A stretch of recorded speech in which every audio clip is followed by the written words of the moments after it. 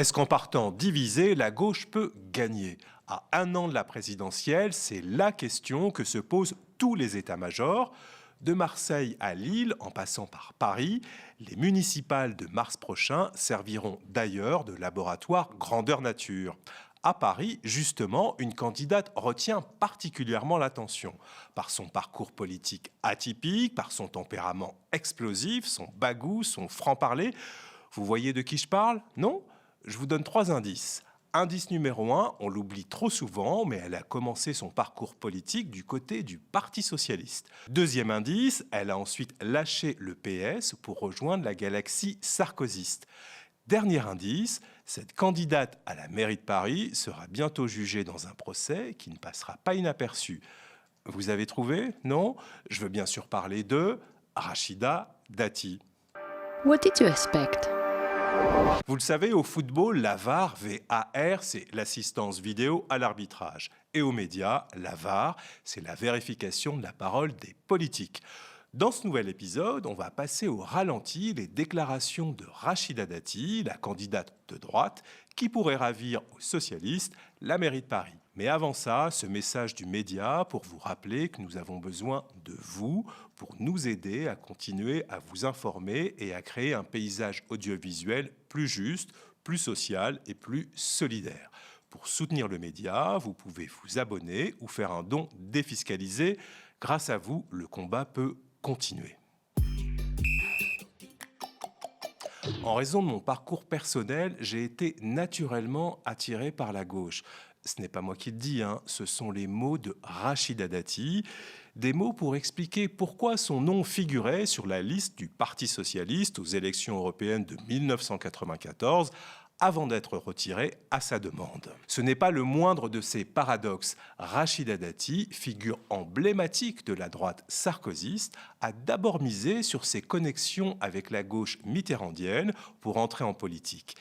Mais si elle a finalement refusé de se retrouver en 54e position sur la liste conduite par Michel Rocard, autant dire une place de figuration forcément inéligible, d'autres propositions d'investiture lui ont été faites. Pourquoi, d'après vous, je suis maire du 7e arrondissement?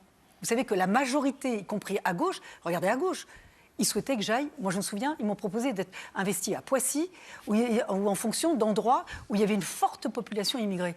Et Nicolas Sarkozy a dit, c'est une erreur. C'est dans le 7e arrondissement où elle devrait être élue. Mais si pour faire carrière en politique, Rachida Dati a finalement basculé à droite, elle tient parfois un discours très ancré à gauche.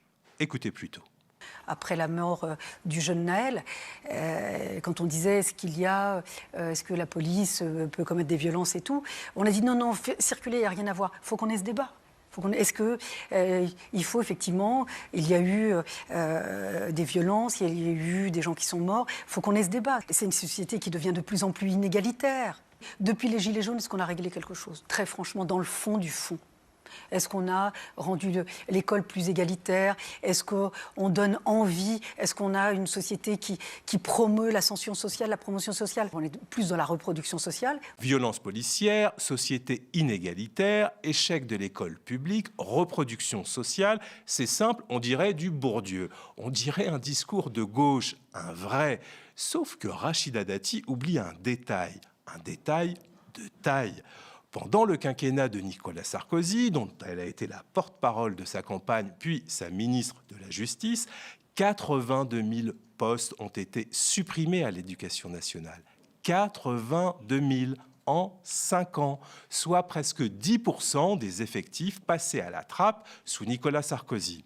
Alors quand Rachida Dati se plaint de l'état de l'école publique, quand elle dénonce le manque de profs, quand elle parle de reproduction sociale, il faut aussi rappeler que sous Macron, dont elle est encore pour quelques jours la ministre de la Culture, sous Macron donc, des postes de profs continuent d'être supprimés.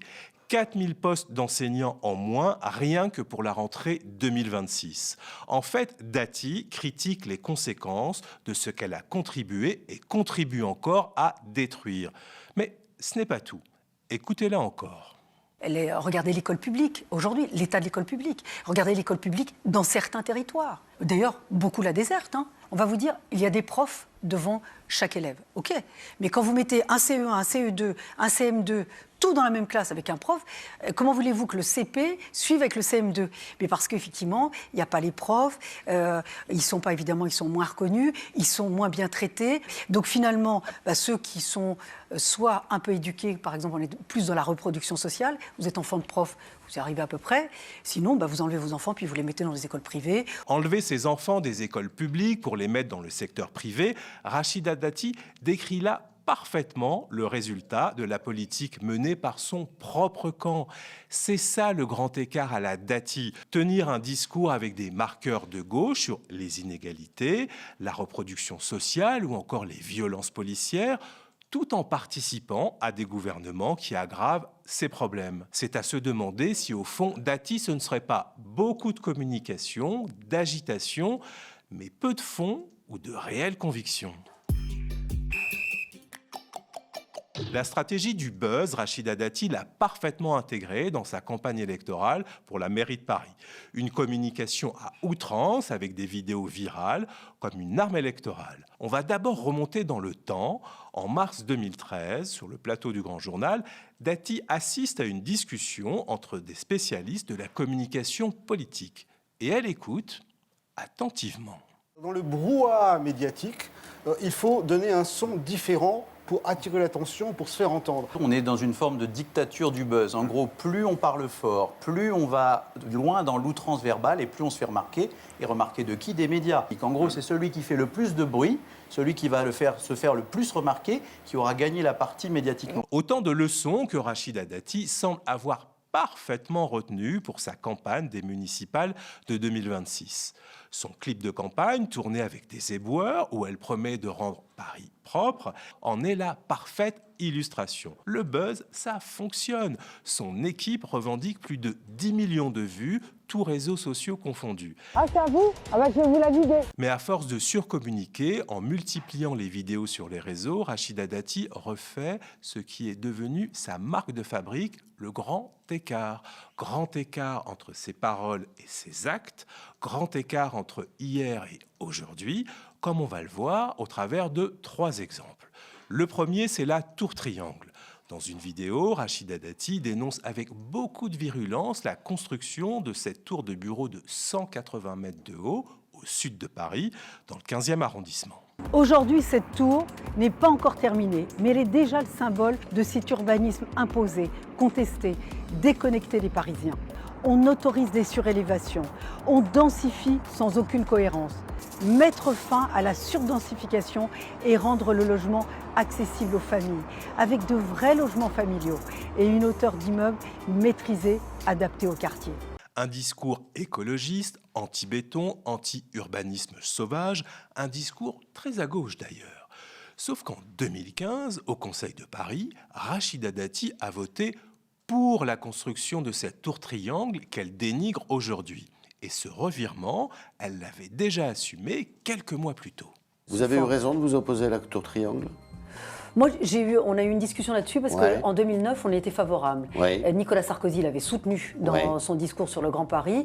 Moi, j'ai trouvé dommage qu'on ne puisse pas en parler de manière plus consensuelle et de manière plus apaisée. Faire de l'opposition, pour faire de l'opposition vis-à-vis d'Anne Hidalgo, c'est au détriment des Parisiens. Moi, je défends les Parisiens et les Parisiennes et je m'oppose de manière très constructive. Il y a des terrains d'entente que je peux avoir avec Anne Hidalgo. Il y a d'autres sujets sur lesquels on peut s'opposer. Par exemple, sur le logement social, on a des sujets de discussion. Mais par exemple, sur la tour triangle, moi je trouve que là-dessus, on a peut-être été un peu trop politicien. Un peu trop politicien. C'est l'écueil qu'il faut éviter. Je trouve qu'il faut l'éviter parce que sinon, vous savez, on écœure nos électeurs, on écueille en particulier les Parisiens. Rachida Dati a raison. Son attitude a de quoi écœurer les électeurs. La voilà qui, en 2014, reproche à son propre camp d'être trop politicien en s'opposant à la tour triangle. En 2026, elle dénonce un urbanisme hors sol imposé contre l'avis des Parisiens qu'elle a elle-même approuvé. C'est encore une fois le grand écart façon Dati, le genre de cascade à ne pas reproduire chez vous, Laissez ça aux professionnels de la politique. Autre exemple avec le droit des personnes LGBT. Dans un de ses clips de campagne, Rachida Dati se met en scène dans le quartier du Marais, quartier historiquement gay-friendly de Paris. Elle y fait la tournée des bars, se présente comme une alliée de la communauté LGBT contre les discriminations. Et sur les minorités, au sens large, c'est la lutte contre les discriminations. Sourire aux lèvres, ambiance bon enfant, Rachida Dati, amie des LGBT Lors d'un débat télé avec des citoyens, elle a pourtant été interpellée sur la présence sur ses listes d'opposants au mariage pour tous. Sur votre liste, vous avez au moins 5 personnes qui ont voté contre le mariage pour tous et qui étaient membres de la Manif pour tous dans votre équipe. La lutte contre l'homophobie, c'est un fléau de la société qui est encore important aujourd'hui. Comment est-ce que vous pouvez justifier vouloir être maire de Paris et donc défendre les intérêts de la communauté homosexuelle LGBT parisienne en ayant sur sa liste des membres qui ont voté contre l'avancée majeure en faveur des droits des personnes homosexuelles en France? Ce qui n'est pas mon cas, je n'ai jamais manifesté là-dessus. Vous avez dit que c'était une équipe. Je n'ai jamais manifesté, voilà la défense de Rachida Dati. Sauf qu'elle était prête à le faire. Écoutez ce qu'elle disait fin 2012 quand on lui demandait si elle irait manifester contre les droits des personnes LGBT. Irez-vous manifester le 13 janvier contre le mariage homosexuel ? On n'a pas vu les modalités d'organisation de cette manifestation. D'ailleurs, ce n'est pas l'UMP qui était à l'origine de la manifestation. Donc irez-vous manifester ? Mais on est en train de voir les modalités d'organisation et de manifestation avec l'UMP. Ça dépend. Je suis déjà partie à l'UMP. D'accord. En 2012, Dati ne dit pas non. Elle attend de voir les modalités. Elle envisage sérieusement de manifester contre le mariage pour tous. Il faut aussi se souvenir qu'en tant que députée européenne, Rachida Dati s'est courageusement abstenue en 2018 lors d'un vote au Parlement européen demandant l'interdiction des thérapies de conversion pour les personnes homosexuelles. Aujourd'hui, elle fait tranquillement la tournée des bars du Marais alors qu'hier, elle envisageait de manifester contre le mariage pour tous et que sur ces listes, pour les municipales, figurent plusieurs anciens membres de la très homophobe Manif pour tous. Encore une fois, le grand écart à la Dati. Dernier exemple de ces acrobaties, en 2013, lors d'un débat télé avec Anne Hidalgo. Rachida Dati jure qu'elle n'utilisera jamais les affaires comme une arme politique, tout en ne se retenant pas de balancer quelques affaires. Anne Hidalgo, je n'ai pas parlé des affaires, parce que je ne voulais pas vous gêner. Vous savez très bien que je ne suis jamais rentrée à balancer les affaires à la figure. Ça n'est pas ma manière de faire de la politique. Il y a eu l'affaire Cahuzac, il y a quand même Guérini, il y a Cucheda, Dallongil... À Montpellier, une adjointe aujourd'hui qui est mise en examen dans une affaire de favoritisme dans les marchés publics. Et puis aussi une autre élue écologiste sur laquelle on a eu un peu de fraude. Franchement, être désagréable, ça m'est très facile, vous savez. C'est très facile pour moi d'être désagréable. Je ne veux pas l'être. Je ne veux pas l'être, mais je veux vous dire, c'est toujours pareil. La gauche vous montre du doigt et quand on lui dit, mais attendez, est-ce que je peux vous montrer la poutre que vous avez dans votre œil ? Ah non. Une décennie plus tard, Rachida Dati doit être jugée pour corruption et trafic d'influence dans l'affaire Renault-Nissan. Elle est accusée d'avoir perçu 900 000 € d'honoraires pour faire du lobbying alors qu'elle était eurodéputée. Et celle qui promettait de ne pas instrumentaliser les affaires n'a désormais plus de limite quand il s'agit de balancer les autres. Tout le monde y passe. C'est le moyen qu'elle a trouvé pour faire oublier ses propres déboires judiciaires. Elle flingue tout ce qui bouge. Balancer les affaires à la figure, ça n'est pas ma manière de faire de la politique. Vous avez Édouard Philippe qui est mis en cause dans une affaire de détournement de fonds publics. Il sera également entendu. Est-ce que ça l'empêche d'être candidat à la mairie du Havre ? Balancer les affaires à la figure, ça n'est pas ma manière de faire de la politique. Il y a une affaire qui est ouverte sur les notes de frais à la mairie de Paris. Le procureur financier, sur votre antenne, est venu dire qu'il y avait une enquête. Balancer les affaires à la figure, ça n'est pas ma manière de faire de la politique. Il a été démontré, par exemple, pour le maire du 18e arrondissement, où il paye le restaurant de ses enfants, où il se paye ses vêtements ou son coiffeur en vacances. Non, ça n'est pas la gamme. Balancer les affaires à la figure, ça n'est pas ma manière de faire de la politique. Sur la tour Triangle, c'est un dossier qui est ouvert au tribunal, qui est chez le juge Tournaire, où les élus de Paris, l'équipe actuelle, est mise en cause. Les notes de frais, vous le savez, les élus de Paris sont mis en cause. Il y a une enquête qui est ouverte. Encore et toujours le grand écart façon Dati. Tour triangle, droit des LGBT, affaires judiciaires, à chaque fois, c'est la même méthode, le grand écart. Mais au-delà de ces contradictions, c'est la nature même de son engagement politique qui interroge. En 2014, elle se revendiquait fièrement comme une femme de droite. Que l'UMP, que notre parti reste effectivement un parti de droite. C'est un discours très lemériste que vous avez là. Non, c'est un parti de. Enfin, je suis une femme de droite, une responsable de droite, politique de droite. Donc on a des valeurs de droite qu'on doit effectivement restaurer. Femme de droite, 10 ans plus tard, quand on la confronte à la dérive de son propre parti, sa réponse est plus évasive. Et ils sont ringards, les LR? Moi, je vais vous dire, ça serait aujourd'hui, on me dirait, tu t'engages en politique maintenant, oh ben, je reste dans ma vie d'avant. Hein. Ah. Je m'éclate plus. Là, franchement, on s'éclate plus du tout. Vous seriez chez LR ? Joker, parce qu'il y a des choses où, là, faut qu'on refasse encore plus. Mais là, pour l'instant, on tâtonne. À un moment donné, il faut qu'on sache où on va. Et puis moi, je trouve qu'il y a des projets structurants. C'est tenu ? On dirait que c'est pas tenu. Non, c'est tenu, mais chacun, c'est que des auto-entrepreneurs. Chacun a un couloir. Joker, voilà, le mot est lâché et il résume tout en fait. La conviction d'hier est devenue le joker d'aujourd'hui. Rachida Dati n'est plus une femme de droite ou une femme de gauche, c'est une auto-entrepreneuse de la politique, comme elle le dit pour parler de ses camarades républicains. Et ce grand écart n'est donc plus une contradiction, c'est sa stratégie, une stratégie où le buzz remplace le projet, où la communication sur les réseaux remplace le fond. Sa nomination au ministère de la Culture, où elle reconnaissait d'ailleurs n'y connaître rien, en est la preuve. Le poste n'est qu'un tremplin pour son véritable objectif, Paris, et uniquement Paris. Mais cette méthode a ses limites. Les intentions de vote commencent à baisser dans les sondages et surtout, la justice attend son heure.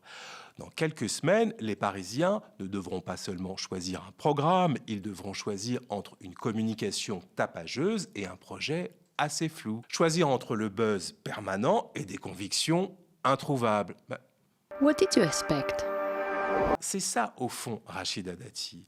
Une grande ambition, peu de conviction, mais beaucoup de communication. Voilà, c'est terminé. Merci d'avoir suivi ce nouvel épisode de l'Avare Politique. Dites-nous ce que vous en avez pensé en laissant un commentaire. Likez si vous avez aimé et restez connectés aux médias.